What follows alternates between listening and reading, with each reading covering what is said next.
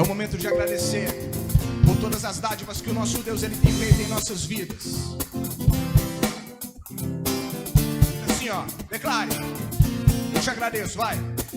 Eu te agradeço, Deus, por se lembrar de mim, e pelo teu favor é o que me faz crescer. Eu vivo pela fé e não vacilo. Por quê? É só de Deus.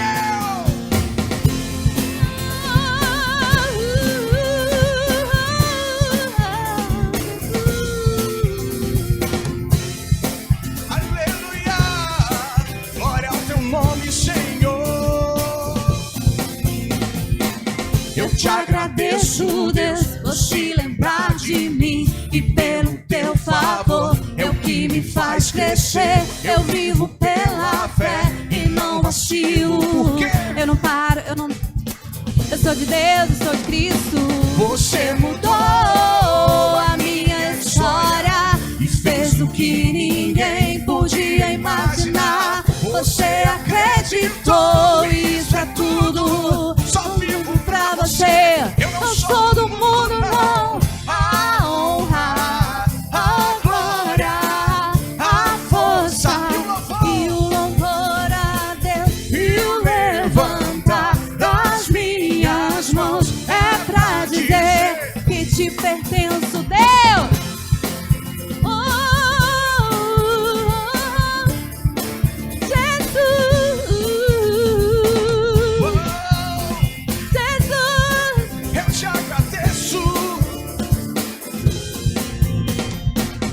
Te agradeço, Deus, que no deserto não me deixou morrer e nem desanimar.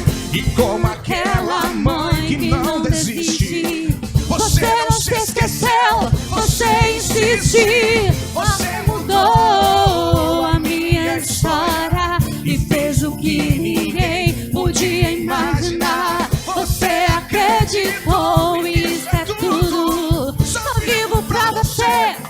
Todo mundo não. A honra, a glória, a força e o louvor a Deus, e o levantar das minhas mãos é pra dizer que te agora, igreja, pertenço, Deus.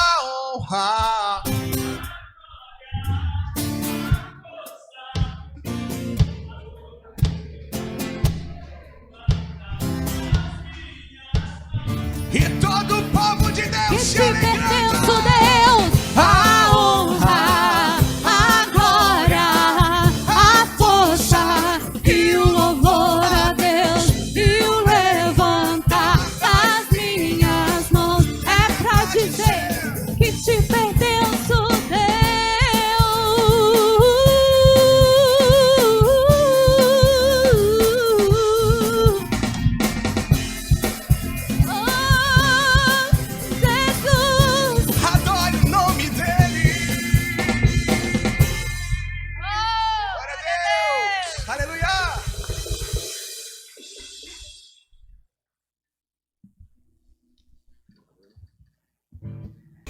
Olá, povo de Deus, povo da aliança, povo eleito, graça e paz em nome do Senhor Jesus. Que bom estar de volta para estudarmos o livro de Apocalipse. Está bom demais, tá ou não tá?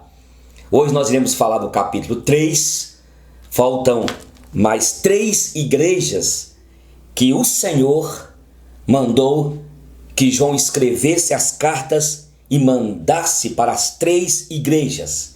E nós falamos aqui da igreja de Éfeso, que era uma igreja firme na doutrina, uma igreja que colocou à prova aqueles que diziam serem apóstolos e não eram, uma igreja que não tolerou o desvio doutrinário, uma igreja que queria que todos andassem em santidade perante Deus. Mas aqui fala: tenho porém contra ti que abandonaste o teu primeiro amor.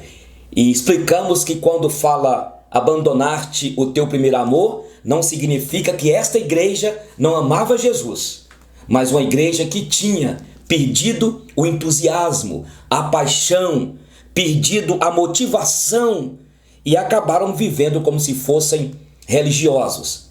Não adianta conhecer a doutrina, condenar o pecado, não aceitar as falsas instruções de líderes que até nos dias de hoje estão, mas não ter fogo na alma, paixão pelo Senhor. Falamos também da igreja de Pérgamo, que era uma igreja que estava lá, na verdade, estava passando aqui por um problema, porque existia alguns que estavam seguindo a doutrina aqui de Balaão, alguns líderes que estavam levando o povo do Senhor à prostituição, a participarem de cultos em templos pagãos, vivendo na promiscuidade, na libertinagem.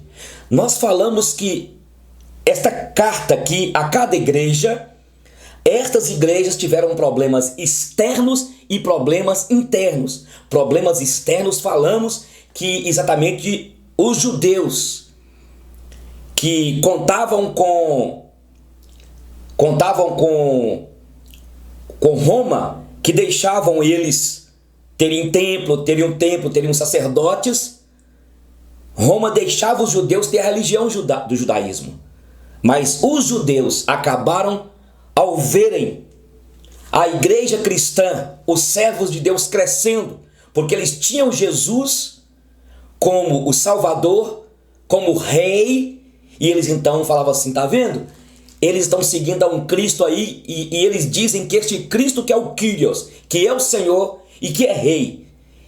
E acabavam os judeus deletando, entregando os crentes, os servos do Senhor aqui. Então esta era a igreja de Pérgamo, onde aqui a doutrina de Balaão, que induzia-os à prática da prostituição.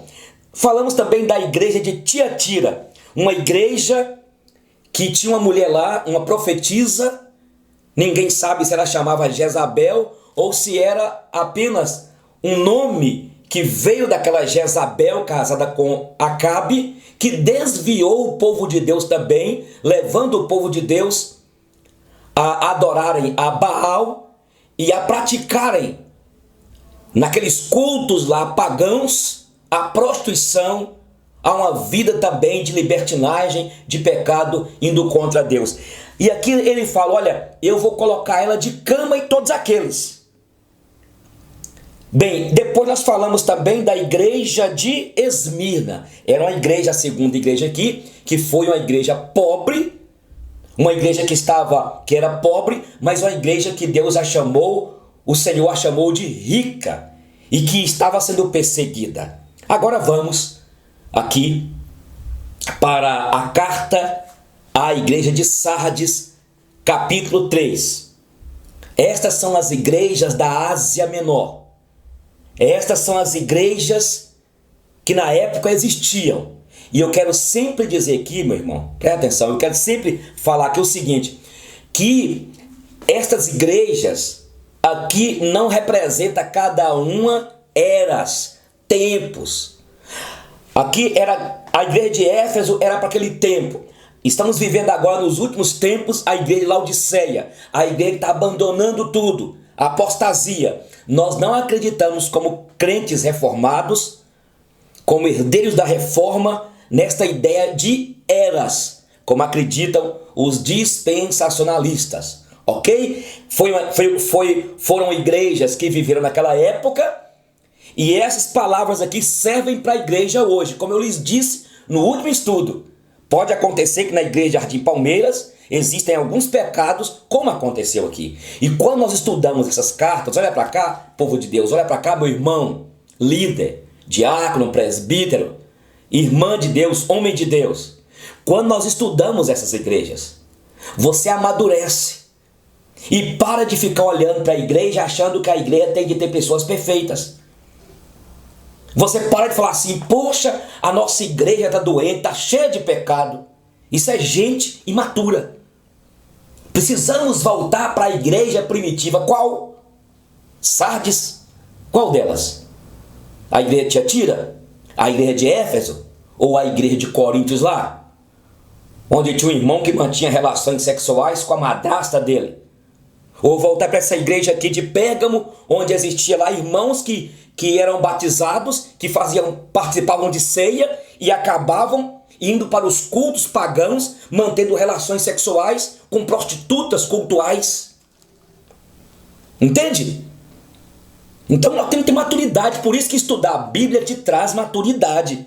Vamos lá. Ao anjo da igreja de Sardes, escreve, capítulo 3 de Apocalipse. Estas coisas diz aquele que tem os 7 Espíritos de Deus e as 7 estrelas. Conheço as tuas obras, que tens nome de que vives e estás morto. Sê vigilante e consolida o resto que estava para morrer, porque não tenho achado íntegras as tuas obras na presença do meu Deus. Lembra-te, pois, do que tens recebido e ouvido, guarda-o e arrependa-te.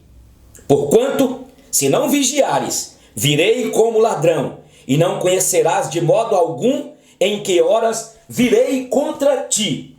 Tens, contudo, em Sardes, umas poucas pessoas, que não contaminaram as suas vestiduras, e andarão de branco junto comigo, pois são dignas.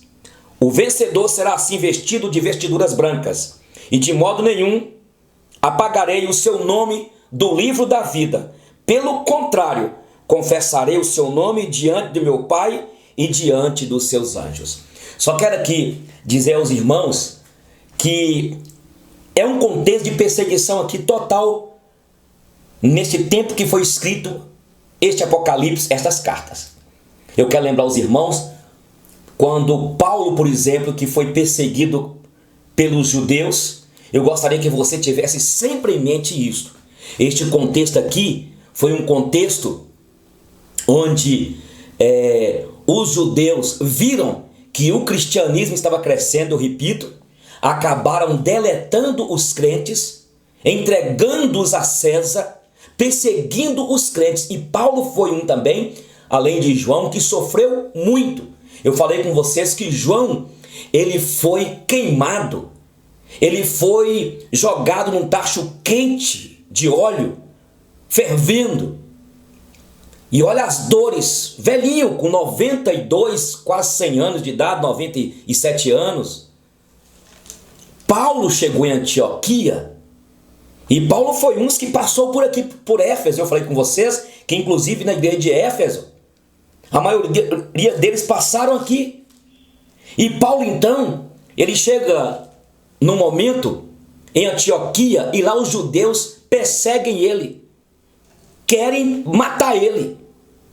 E depois de tentá-lo, ele desce para um lugar chamado Icônio.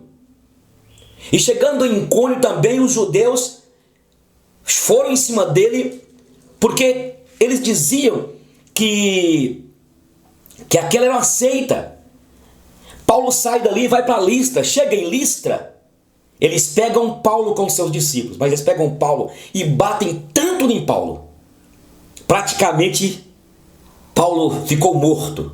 Se ele morreu, ele ressuscitou, mas o fato é que ele foi, então, ele levanta depois, tanto sofrer, ele acaba levantando, ele sai, volta para Listra, depois ele volta para Icônio, depois ele vai a Antioquia, como se falava assim, tem mais alguma pedrada aí, tem algum chicote para mim? Foi um grande homem de Deus, Paulo, que foi perseguido pelos judeus, tal como João aqui, tal como esses crentes. Aqui nós vimos por várias vezes nas cartas antes aqui, entregues às igrejas aqui, onde tinha lá o trono de Satanás, sinagoga de Satanás. Aqui agora o Senhor escreve também à igreja de Sardes, e eu lhes disse que sempre ele apresenta, repetindo lá o que nós estudamos no capítulo 1, estas coisas diz aquele que tem os 7 Espíritos de Deus e as 7 estrelas. O número 7 é o nome de quê? Da plenitude, o número da perfeição. Então aqui está falando dos 7 Espíritos de Deus, está falando da totalidade, que ele está em todo lugar. Aqui está dizendo aquele que sabe de tudo, está em todo lugar, conhece tudo. E tem aqui as 7 estrelas. Jesus tem a minha vida nas mãos dele, a vida de cada pastor que é verdadeiramente dele. Olha o que diz aqui: conheço as tuas o quê? Ele faz a apresentação e ele agora declara: olha, eu conheço as tuas obras, eu sei o que tu fazes, eu sei o que você fez, eu sei onde tu andas, que tens nome de que vives e está o quê? Morto. Aqui é a igreja de Sardes, onde o Senhor trata duramente com ela. Você acha que está vivo aí, tudo bonitinho, tem nome de que está vivo, mas está totalmente morto. É um morto ambulante. Olha como é que essa igreja estava aqui, gente. Será que na nossa igreja, será que eu não estou aqui assim? Será que você não está assim?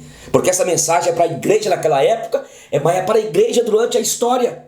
Em alguma igreja retrata aqui pecados, porque tinha aqui perseguições, no caso aqui externas, mas aqui tinha problemas internos, problemas doutrinários, pecados, frieza espiritual, morridão espiritual. Nós vamos ver daqui a pouco. Olha o que ele fala aqui: conheça as tuas obras, que tens nome que vive, estás morto. Sê vigilante e consolida o resto que estava para morrer. Sabe o que o Senhor falou? Sabe uma coisa? Você já está, olha, termina logo. Não fica aí brincando, não. E é isso que tem acontecido com muitos crentes. Ficam na igreja brincando, na época de carnaval, pulam um carnaval. Aparece na cidade de Montes Claros, na cidade aí, uma noite de festa, de badalos. Aí crentes vão. Não julga, não estou julgando, irmão, que está falando de crentes aqui, olha. A igreja estava assim. Olha o que fala aqui, olha. Consolida o resto que estava para morrer. Você já está, parece que o Senhor fala, já está morrendo já. Morra logo. Morre, diabo. É uma linguagem que há hoje na mídia de um camarada que falou assim: morre, diabo. Misericórdia, é isso mesmo, irmã, meu irmão. Não quer andar na presença de Deus? Aqui fala o Senhor: olha, ser vigilante, conclua logo, consolida. O que é consolidar? Fortalece logo, acaba logo. Porque não tenho achado íntegras as tuas obras na presença do meu Deus. Como que estou? Como que você está, meu irmão? Como que estão as tuas obras? Onde você está andando, meu jovem? Como que está o seu namoro, minha filha? Como que está você no casamento? Como que está você, meu irmão, no seu computador nas madrugadas enquanto a sua esposa está dormindo? Como que está você, igreja? Como tu estás, igreja? É o que ele está falando aqui. Talvez cada característica, cada retrato aqui de uma igreja desta pode estar acontecendo comigo, com a nossa igreja. Sardes, as obras não eram íntegras na presença de Deus. 3. Lembra-te, pois, do que tens recebido e ouvido. Guarda-o e arrependa-te. Então o Senhor está querendo nos dizer, nós precisamos, irmãos, como diz a Bíblia em Tiago, é preciso sermos não apenas ouvintes, mas também praticantes. É isso que o Senhor diz aqui. Ouça o que o Espírito diz às igrejas. Tomara que esta palavra me desperte, e tem me despertado, e que desperte você. Olha o que ele fala. Lembra-te, pois, versículo 3, do que tens recebido e ouvido. Guarda e arrependa-te, porquanto se não vigiares, virei como que? Ladrão. E não conhecerás de modo algum em que hora virei contra ti. O Senhor está dando aqui uma oportunidade. Arrependa, porque eu posso vir de surpresa. O que significa eu virei como ladrão? Eu não vou avisar mais. Eu já avisei. Tem horas, meus irmãos, que Deus nos avisa. Usa uma música, usa uma palavra, usa uma situação. Está usando o Covid-19, esta quarentena. Está usando, pessoas estão morrendo, pessoas estão adoecendo. Quem sabe você, meu irmão, para cá, você adoeceu. Deus usou esta doença e te curou para que você pare de ser apenas um querente. Para que você pare de ser apenas um religioso. Porque talvez as tuas obras não estão na presença de Deus sendo recebidas. A tua conduta, a tua vida. Porque o tempo todo, meus irmãos, o propósito de escrever aqui, olha, é para igrejas, é para que a igreja seja purificada. Porque havia pecado. Deus quer purificar-nos. Deus quer que nós arrependamos. Ele é bom. Antes que ele tome medidas duras de juízo contra nós. Olha o que ele diz aqui agora. 4. Tens contudo em Sardes umas poucas pessoas que não contaminaram as suas vestiduras. E por isso andarão de branco junto comigo, pois são o quê? Dignas.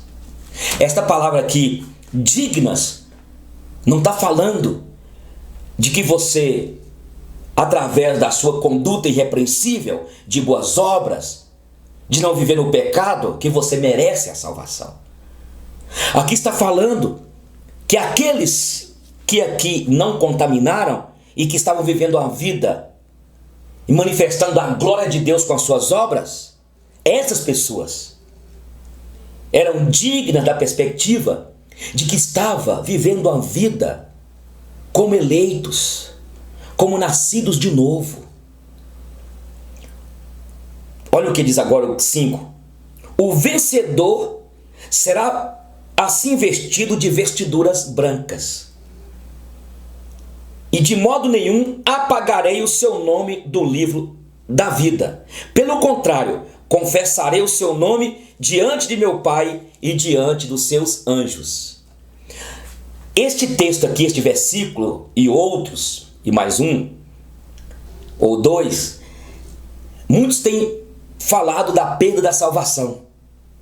Aqui não está falando que a pessoa perde a salvação.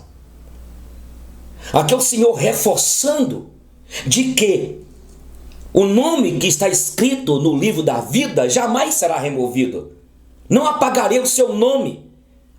Na verdade, o nome meu e seu, que antes da fundação do mundo já foi escrito no livro, e eu e você fazemos parte dos selados. O que o Senhor está querendo é que, se nós fazemos parte mesmo dos selados, daqueles que já lavaram as suas vestiduras no sangue do Cordeiro, então pare de viver uma vida misturada com o mundo. Pare de viver uma vida no pecado. E é por isso que a palavra de Deus, quando é pregada, e é por isso que Deus escolheu os pastores, os pregadores, os profetas. E quando eu falo profetas, eu não estou falando desses que tem dom de revelação aí por aí, que anda tendo sonho. Mas estou falando, quando a Bíblia fala profeta, está falando da palavra que está aqui.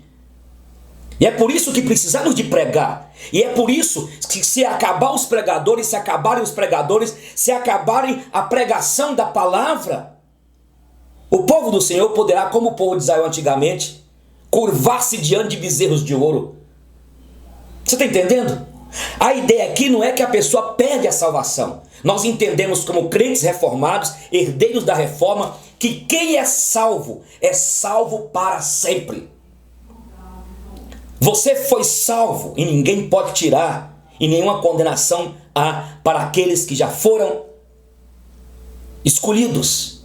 Você já foi selado, conforme diz em Efésios 1, 13 e 14. O Senhor já te selou, e tu és, e colocou em ti o selo, o penhor, a garantia. Mas o crente, as ovelhas de Deus, são fáceis de, ao andar neste mundo, entrarem por lugares escuros, esquisitos, porque com todo carinho nós ainda enxergamos tão pouco, não é? Como ovelhas de Deus. E é por isso que é bom ter um estudo como este, porque um estudo como este desperta você, um estudo como este aviva você, um estudo como este te desperta. Não, eu tenho de ficar na firme, eu tenho de praticar uma vida de santidade perante Deus, não para ganhar a salvação, porque a salvação eu já ganhei, mas porque eu fui chamada e chamado para ser um bom perfume de Cristo, sal, luz. Esta igreja de Sardes, o Senhor parece tratar de uma maneira tão dura. Olha, vocês aí tem uma turma aí que parece que está vivo, tem nome de que vives, mas ó, você já está morto há muito tempo.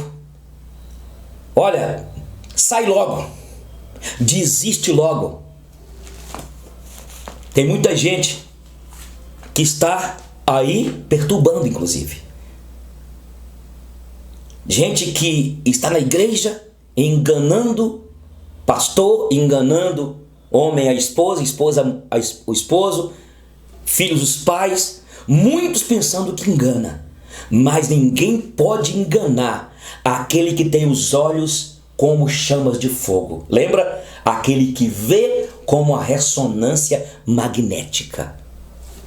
Próxima carta aqui, carta à igreja em Filadélfia. Esta também é uma igreja fiel, uma igreja fraca. Enquanto a igreja lá de Esmirna era uma igreja pobre, esta aqui é uma igreja fraca. Mas o Senhor a fez forte. Ao anjo da igreja em Filadélfia escreve. Quem que é o anjo aqui? É o pastor. Essas coisas diz o santo, o verdadeiro, aquele que tem a chave de Davi, que abre e ninguém fechará, e que fecha e ninguém abrirá. Conheça as tuas obras. Eis que tenho posto diante de ti uma porta aberta, a qual ninguém pode fechar. Que tens pouca força, entretanto, guardaste a minha palavra e não negaste o meu nome.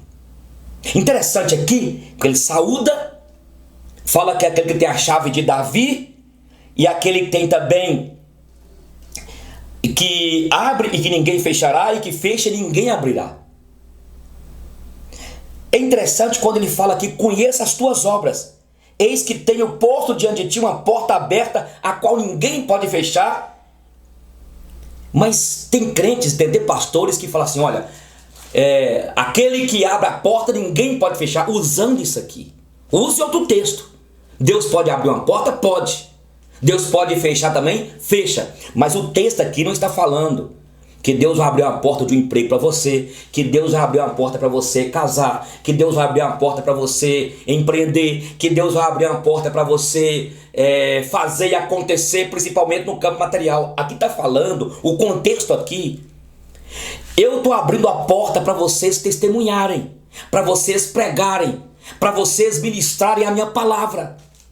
Lembra quando Paulo fala em uma das suas cartas: orem por mim, porque uma grande porta se me abriu, e são muitos os adversários contra o evangelho, contra o meu apostolado.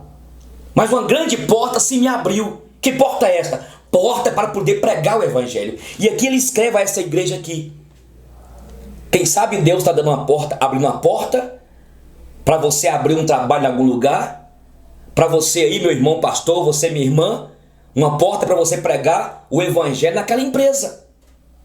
Talvez está acontecendo contigo isso aí, porque Deus te colocou naquela empresa, naquele banco, naquela rua, para você aproveitar. Então ora a Ele, porque se Ele abriu uma porta, você pode pregar e Ele vai estar contigo.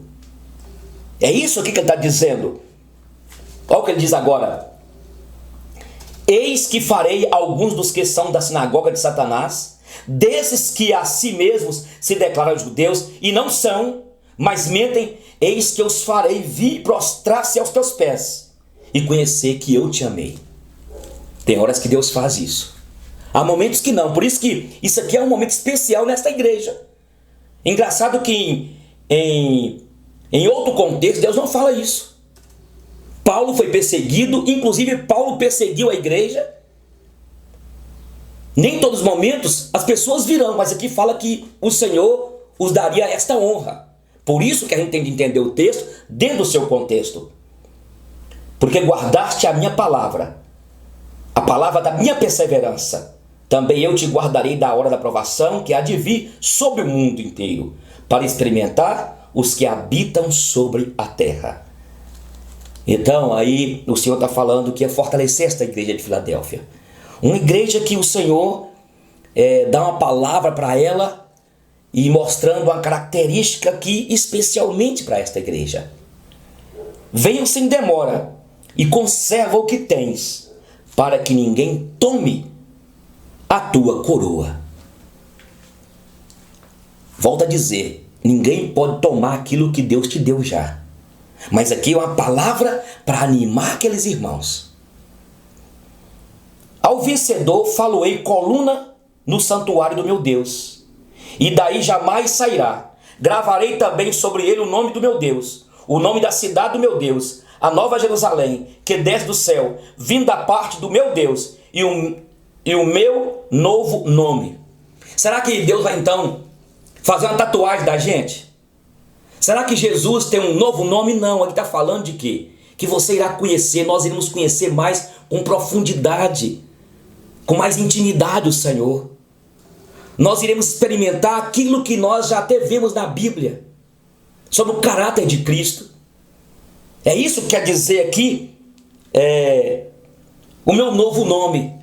Aqui está falando que nós iremos ter a presença de Deus, inclusive Ele será a luz, o sol que vai brilhar. Aqui está falando de uma compreensão que nós teremos e que essa igreja que teve ao chegar quando o Senhor voltar. É esta a ideia aqui. Quem tem ouvidos, ouça o que o Espírito diz às igrejas. Igreja daquele dia de Filadélfia, a igreja hoje e as igrejas que vão surgindo. Carta à igreja de Laodiceia. Esta aqui é uma igreja que teve problemas demais. Qual igreja, quando você fala assim, eu queria fazer parte, eu queria que nós voltássemos à igreja primitiva? Qual? Laodiceia aqui, Tiatira, Sardes, Pérgamo, hein? Qual? Igreja de Éfeso? Qual igreja? Vamos viver o nosso tempo agora e fazer o melhor para o Senhor e parar de ficar olhando o defeito dos irmãos da igreja e cada um de nós saber cuidar da sua vida e preocupar menos com o outro e ficar apontando o dedo. Olha o que diz aqui, carta à igreja de Laodiceia. Ao anjo da igreja em Laodiceia escreve, estas coisas diz o Amém. O que significa amém? Assim seja. A testemunha fiel e verdadeira. Quem é a testemunha fiel e verdadeira? Capítulo 1 fala. Lembra? Jesus Cristo, que foi morto, foi ao martírio, morreu por mim e por você. O princípio da criação de Deus. Lembra quando Colossenses fala que tudo reside nele, toda a plenitude. Ele que criou todas as coisas. Ele é dono de tudo. E aqui fala o princípio da criação de Deus. Conheço as tuas obras, que nem és frio nem quente. Quem dera fosses frio ou quente. Assim, porque és morno e nem és quente nem frio, estou ao ponto de vomitar-te da minha boca. Alguns acreditam aqui que ali perto de Laodiceia existia águas térmicas, mas eram salobras e eram mornas. E aí quando um viajante chegava cansado e tomava aquela água, vomitava. E o Senhor aproveitou e falou sobre isso. Ele falou, olha, vocês são mornos, vocês ficam em cima do muro, vocês nem são frios e nem são quentes. Ai, quem dera fosse quente ou frio. Mas porque és morno, estou ao ponto de vomitar-te da minha boca. Por quê? Porque os viajantes viam e quando tomava aquela água pesada, morna, poderia até ser boa, serem boas para banhar, outra coisa, mas eles passavam mal e Jesus falou, olha, vocês sabem dessas águas que estão aí, mornas? Pois é, vocês estão desse jeito. Quando alguém bebe esta água aí, passa mal, faz vômito. Vocês estão vivendo uma vida tão descompromissada, vocês estão vivendo uma vida tanto na arrogância, na vaidade, no egocentrismo. Vocês estão tão ensimesmados que eu não aguento. Eu estou ao ponto de fazer um vômito. Já pensou um negócio desse? Olha o que diz agora mais. 17. Porque vocês dizem, estou rico e abastado, e não preciso de coisa alguma, e nem sabes que tu és infeliz, sim, miserável, pobre, cego e nu.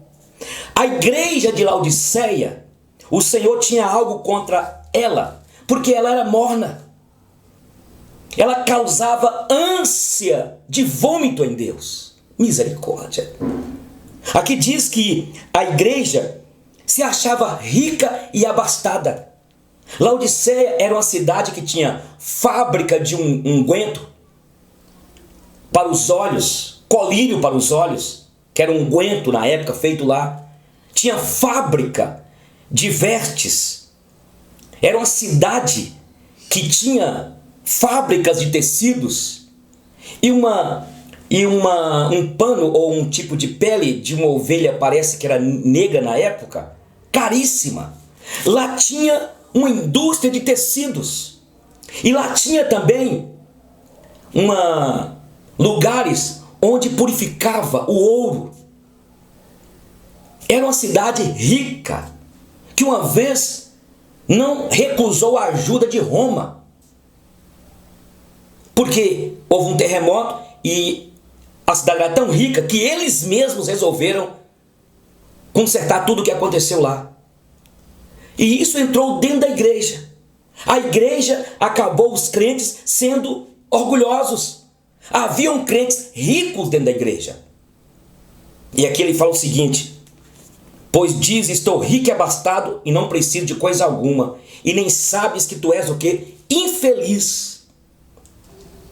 Isso é o problema que muitos acham. Muitas vezes a pessoa começa a prosperar, começa a distanciar de Deus, não vai mais na igreja, e esse é o problema que nós podemos viver. E esse é o problema que nós temos que ter cuidado agora nessa quarentena, de você gostar de ficar na sua casa, de você não querer mais congregar. Isso aconteceu com os crentes hebreus, aqui no livro de Hebreus, capítulo 10. Cuidado, não aconteça haver entre vós muitos, como muitos irmãos, que não querem mais congregar. Olha o que fala aqui, infeliz, sim, miserável. Vocês são miseráveis. Vocês acham que vocês têm, nos dias de hoje, carros bons, televisões lindas, computador bom, melhor internet. Vocês acham que vocês têm aí uma casa com mobília excelente, maravilhosa, carro bom, vocês têm dinheiro, mas não passam de miseráveis. Vocês são infelizes. Por quê? Porque a felicidade não está nos bens. A paz não está em ter coisas materiais, mas é ter a paz em Cristo, em Deus. Olha o que ele diz aqui: pobre, cego e nu. Quando fala pobre aqui, por quê? Porque lá tinha fábrica de tecidos. O comércio era poderoso. As pessoas lá tinham as suas lojas, tinham fábricas, indústrias. O Senhor pega o contexto sociológico daquela cidade e fala: vocês acham que estão bem vestidos, mas e acham que vocês são ricos, vocês são pobres. Lembram que a igreja de Esmirna era uma igreja pobre materialmente falando? Lembra que a igreja de Filadélfia era uma igreja fraca? Mas Deus a fez forte para pregar o evangelho? Dependência. Lembra que a igreja então de Esmirna era a igreja pobre, mas o Senhor fala, tu és rico. Aqui esta igreja se envaideceu. Cuidado, minha irmã, não envaideça, não tenha vaidade. Não adianta ter mobília, ter carro bom, ter tudo, ter todo aparato material, mas não tem a presença do Senhor, intimidade com o Senhor. E acabamos ficando vazios, ocos por dentro. Olha o que ele diz agora aqui. Ele fala aqui, cego e nu. Por que cego aqui? Tu és cego. Aí tem fábrica de colírio, tem fábrica de unguento. O Senhor pegou isso para dizer, olha, vocês têm colírio aí, vocês têm aí uma indústria para fazer colírio, para curar olhos. Mas veja bem, vocês estão cegos. Vocês precisam de um colírio, de uma unção especial. Vocês precisam de um unguento meu para poderem enxergarem melhor. E outra coisa, vocês pensam que vocês estão bem vestidos, mas vocês não passam de luz. Lembram quando Eva e Adão se cobriram com folhas de figueira para poder tentar cobrir a nudez? E segundo alguns entendem que o Senhor Deus matou um cordeiro para fazer uma vestimenta de pele de animal, porque o sangue foi derramado. E a ideia aqui é que vocês estão bem vestidos, achando que vocês podem cobrir uma nudez espiritual. Mas vocês, eu vejo, eu conheço, eu penetro na alma de cada um de vocês e vejo que vocês são vazios, vazias. Nós temos que ter cuidado, irmãos. No mundo que estamos vivendo hoje, nós temos muitas informações. Muitas informações. E sabe o que está acontecendo? Nós estamos tendo tantas informações que as nossas crianças estão com as mentes apressadas. Nós mesmos estamos com as mentes apressadas. Não conseguimos decorar um versículo bíblico. Porque é tanta novidade, é tanta imagem, é tanta coisa nova. Antigamente, existia a bomba da desinformação. Hoje existe outra bomba. É o contrário. É ID, informação demasiada. É esta bomba que tem destruído a mente de muitos. Por isso nós temos de saber hoje, permita-me falar aqui novamente, Filipenses capítulo 4, versículo 8. Finalmente, irmãos, tudo o que é verdadeiro, tudo o que é respeitável, tudo o que é puro, tudo o que é amável, tudo que é de boa fama, se alguma virtude há e se algum louvor existe, seja isso que ocupe o quê? O vosso pensamento. O que nós estamos colocando aqui? Você pega o celular pela manhã e fica vendo ali no Facebook, vai mandando você acaba enchendo de tanto lixo na tua mente. São toxinas para a nossa alma. São toxinas para o cérebro, para a mente do teu filho. São toxinas que estão entrando aqui dentro, ó. E aí nós estamos, irmãos, ansiosos. A gente chega na igreja, a gente não tem mais prazer de estar sintonizado, porque o próprio celular ali estão desviando a gente. É um tempo difícil. Tirar o celular, não levar o celular, não leve. Mas saber, irmãos, nós podemos dizer sim e dizer não. Nós temos o domínio que o Senhor nos deu, falta exercitar. Mas aqui, olha, o Senhor está sendo duro a esta igreja. E quem sabe você está morno. Você está morna. Sabe? Vou na igreja, mas vai para a igreja para reclamar, para murmurar. Aqui fala assim, olha. Aconselho que de mim compres o quê? Ouro refinado. Lembra que eu falei que eles tinham como o ouro era refinado lá.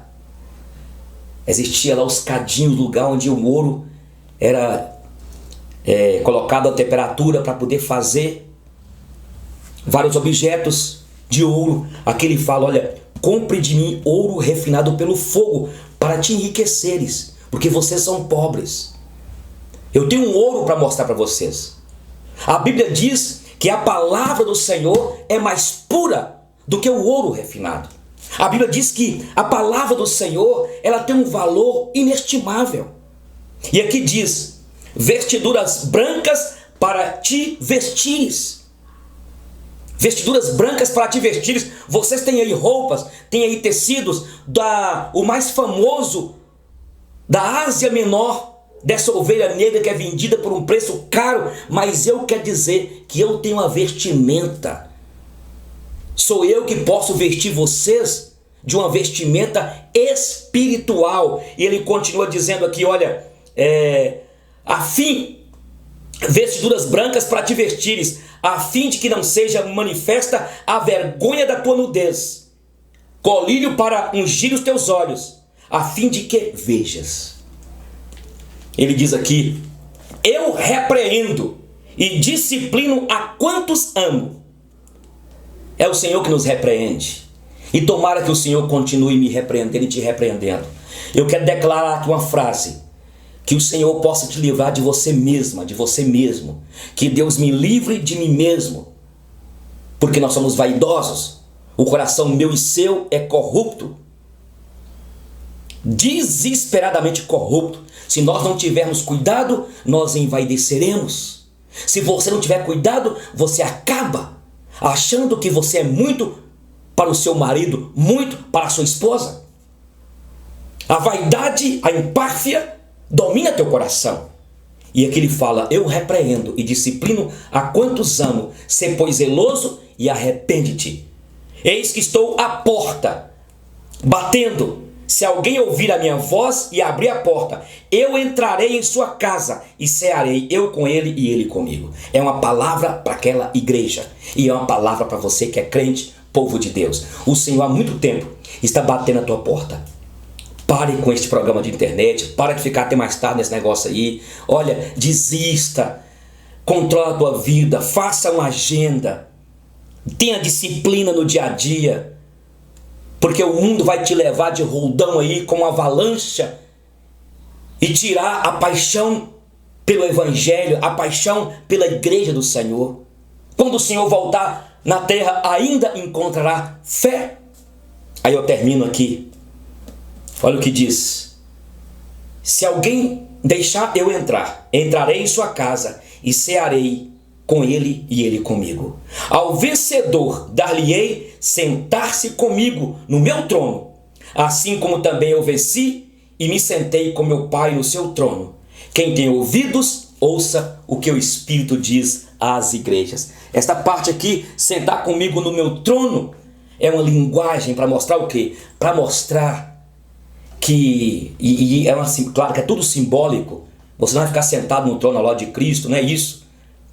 Vai reinar, você vai ser um reizinho ao lado dele, não é isso. Nem eu, nem você. A ideia aqui é dizer, olha, vocês estão tão preocupados com as glórias deste mundo, com os tronos deste mundo, com a grandeza deste mundo. Ele quer dizer, eu tenho muito mais para você. Eu tenho preparado muito para vocês. Entendeu, meus irmãos? Que Deus abençoe vocês. Nós iremos na próxima aula para o capítulo 4. Ore por mim, eu estarei orando por você. Não desista do relógio de oração e que o Senhor possa resplandecer sobre a tua vida, sobre a sua casa, o brilho da sua luz e te dê cada vez mais paz. Até mais.